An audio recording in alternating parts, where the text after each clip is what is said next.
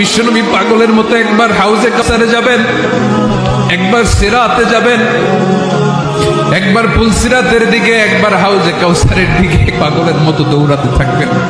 তার কোন গুনাহগার উম্মত যাতে জাহান্নামে ঢুকে না যায়, সেদিন কেউ সুপারিশ করতে পারবে না বিশ্বনবী ছাড়া।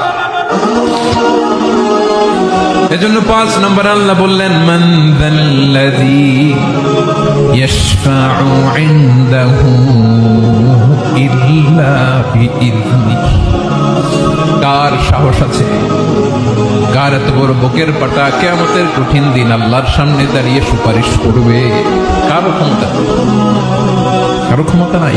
বিশ্বনবী সেদিন সিজদায় পড়ে উম্মতের জন্য কাঁদবেন, সবাই কাঁদবে, নফসি নফসি, আল্লাহ আমারে বাঁচাও, আল্লাহ আমারে বাঁচাও। বিশ্বনবী বলবেন, উম্মতি উম্মতি।